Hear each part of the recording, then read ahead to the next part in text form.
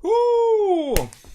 Hey guys, I hope you're doing great. Today's all about 3D meshing. Let me just quickly recap what we did. The first thing was one-dimensional meshing, 1D meshing, which is one direction is very big dimension-wise, and the other two are not so much. It's rather small. For a 2D dimension, you have, for example, a surface. Yeah, it could be bended, but it's two-dimensional. Two dimensions are rather big, and one dimension is rather small. And for 3D meshing, now we have something like this, a block, where all three dimensions are more or less, the same in length, you could say. Now, we have a one-dimensional beam as an example, but, well, how can I express that professionally? It's not so much an intelligent decision to mesh a one-dimensional element with three-dimensional elements. One-dimensional structure, you could say, with 3D elements, because you will need a lot of elements. So 1D, we had one element, or maybe 10 elements.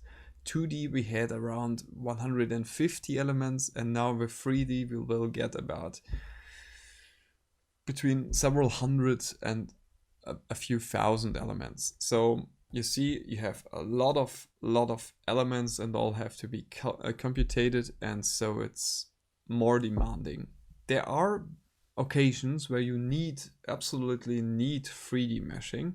So within all 3D structures where you cannot make this assumption that you have a 2D or 1D surface or beam, where you can do those simplifications. That's one thing. The other thing is, if you want to have the stress distribution over the width of a beam, for example, then you have to use 3D elements. All right, let's get into it. I will start, as always, with a clean Hypermesh desktop, and with the user profile, let me just quickly look it up. Yeah, it's OptiStruct. Now we can start. First things first, geometry. With the geometry, I went with the FreeCAD again. I just created a step file, and I will now import this in Hypermesh. So import it, choose the step file. I hope it's here. Is it? No. I did a few runs earlier. Yeah, it's here. It's in 2D. That's good. Let's move it here and import it. And now we have a solid. We could create it also in Hypermesh itself. So solids, and go into the base nodes and define 4 points, where I just want to quickly explain it. So you have one base point, and then you have 3 vectors defining your solid. So those are the 3 points and the base point. You could do it as well as like this, and then you have it here. Just for reference issues, I will just create a node at 0, 0, 0. So we see the origin of the coordinate system is here. X-axis goes in this direction, and yeah. So there's different ways of meshing this. So the most common 2 ways of meshing with 3D is 3D Tetramesh or 3D solid map. There are occasions where you cannot use solid map mesh, and you have to use 3D the Tetramesh. So in all very complicated geometries, solid map is not always possible. This is a simple example, so solid map would be possible. We could just go with one volume, select the solid, select the element size, and mesh it. That's okay. That would work, but we want to have a little bit more control about the elements, so we will do it otherwise. We will use the drag function here, and the drag function will drag elements, 2D elements, which we have to define on one surface right here, and drag them along the x direction. So we didn't even need the solid, but just we would need the 2D surface.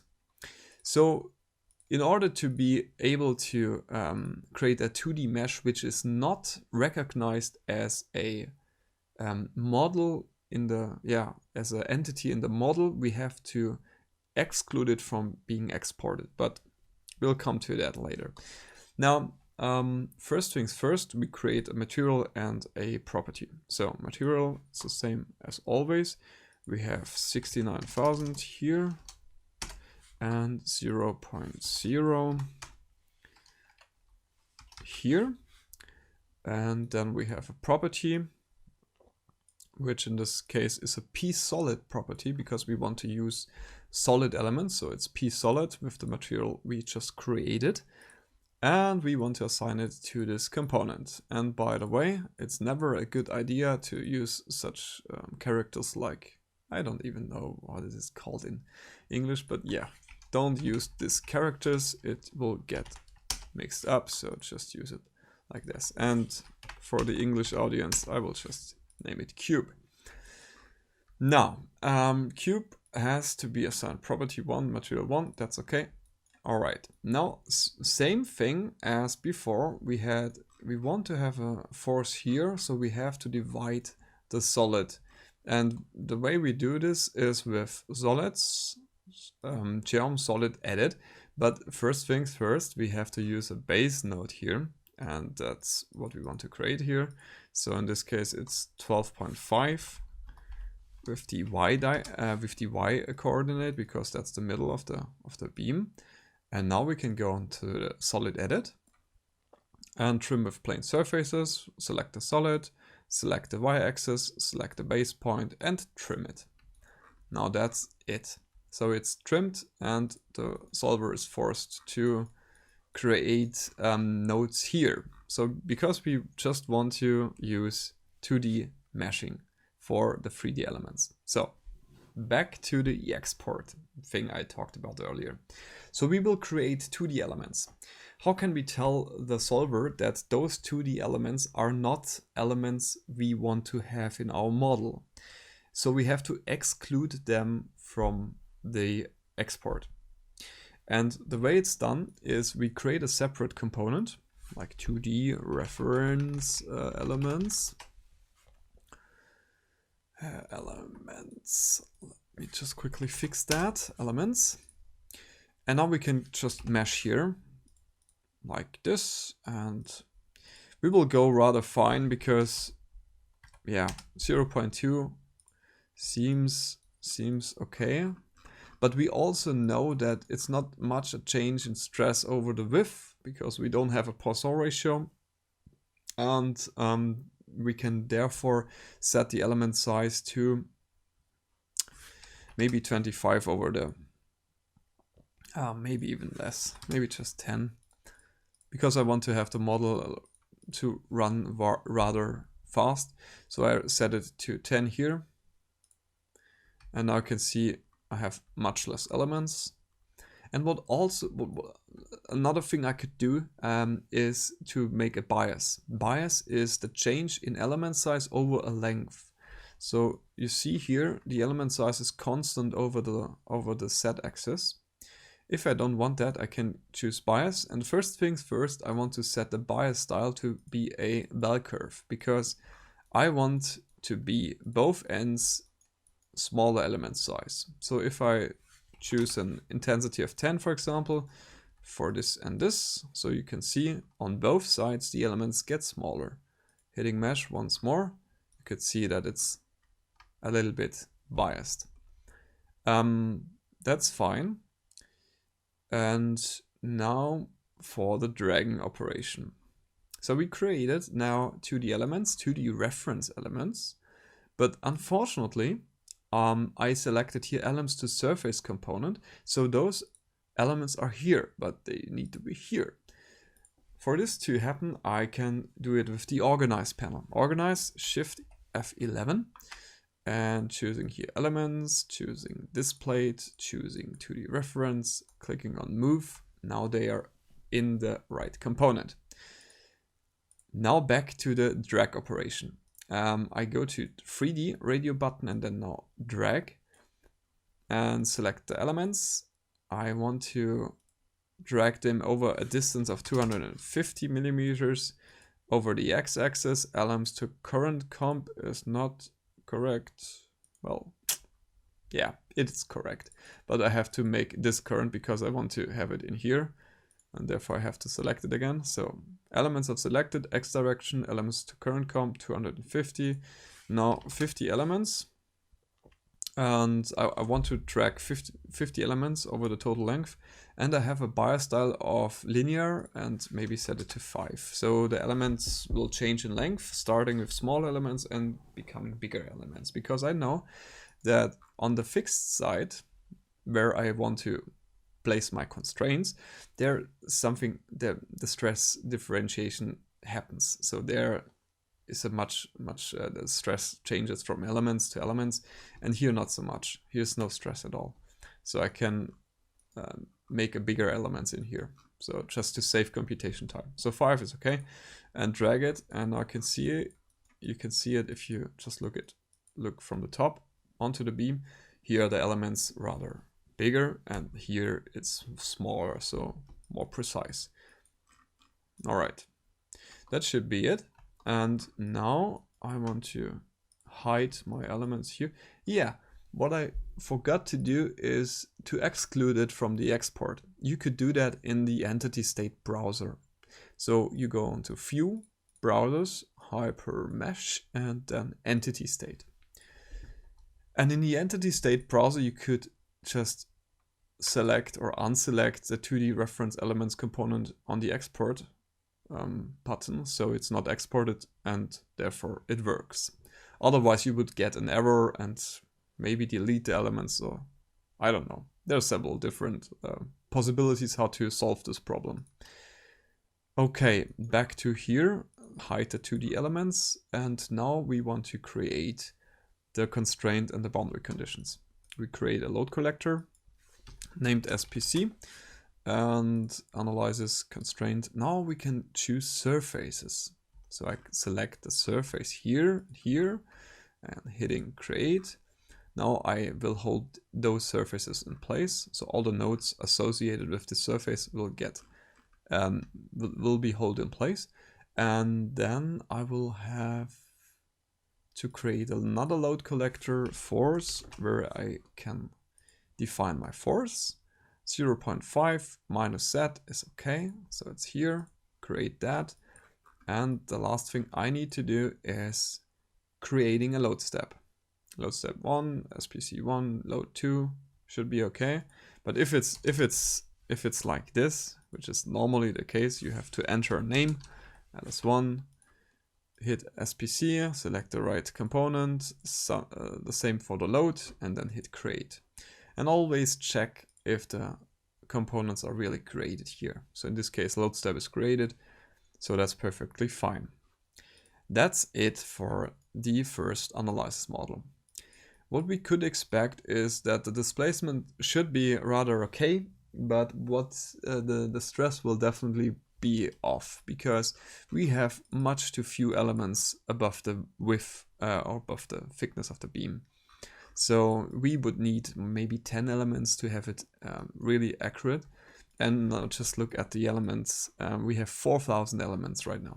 So compared to 120, I will suggest that this model runs definitely longer than the 2D model or the 1D model.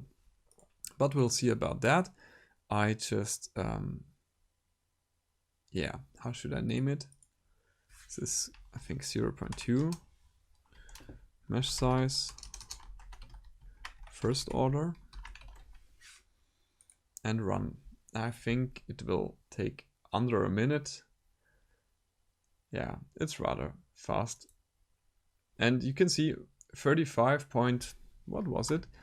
3779. It's okay displacement wise.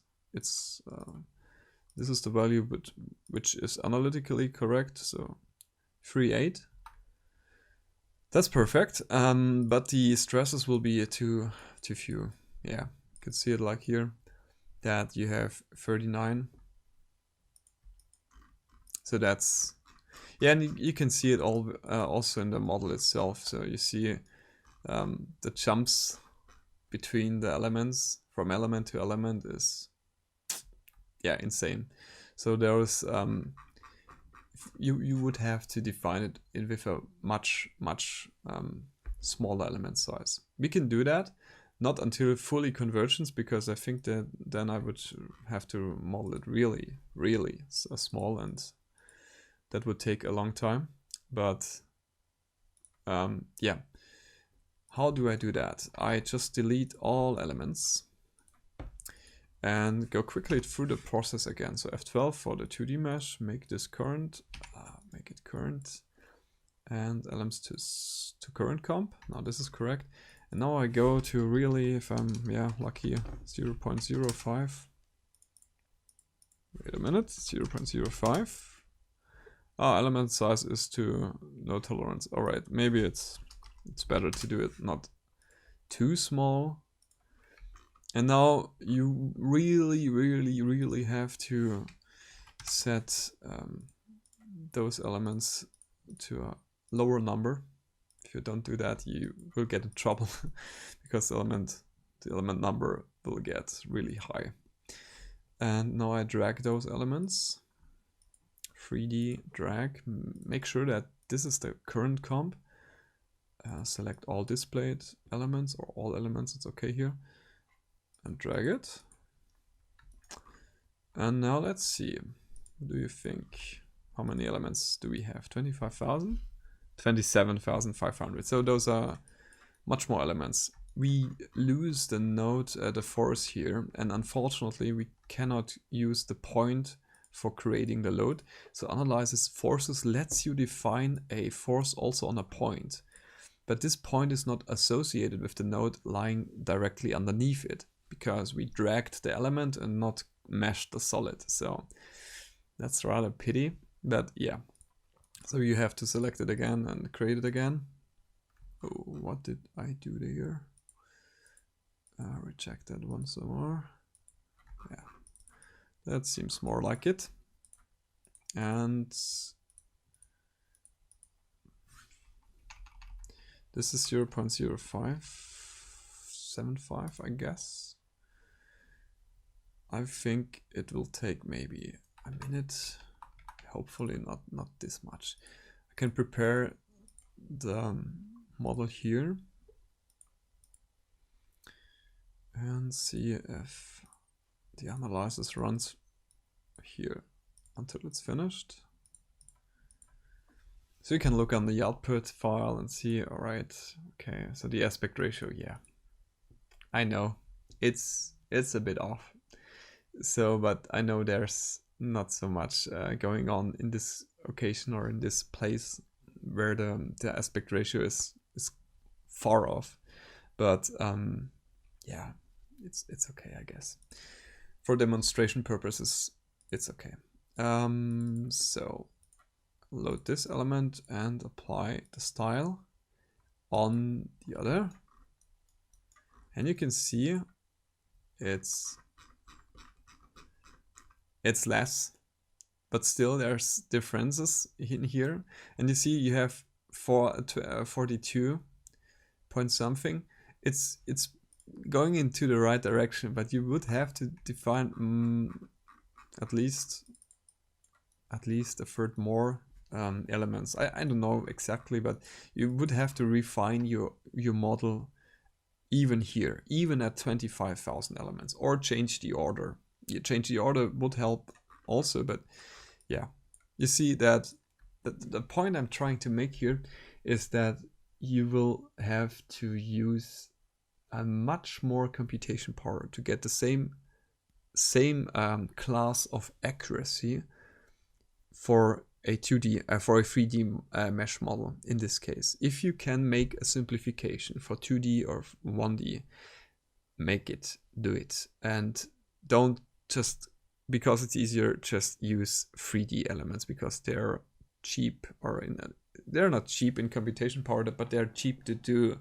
So it's easy to mesh. But yeah, for the other thing you have to make a few simplifications, but that's worth the effort. All right, that's what I wanted to show you. I can just give you a quick outlook what also is possible here. So solid map, I think I showed that to you, how you could use a solid map to map the solids here. It's not always possible to do solid map here, select the solids, in this case multi-solids, because I divided it so there are 2 solids, and select the element size. But if you do it like this, yeah, you have a lot of elements, and it's not so good mesh, right? Even here you would have to trick a little bit, but that works. That's okay. But in this case, drag was the better option. And just to show you another thing here is the Tetramesh. Just quickly delete the 2D reference elements. And just because I'm curious, maybe 0.2, and just quickly selecting both and meshing here. Well, I think there are lots of elements. Yeah, definitely. So we're above a 100k, above 200k. All right. So 0.2 would be definitely insane to do it like this. So Tetramesh works with almost every geometry you throw at the mesher.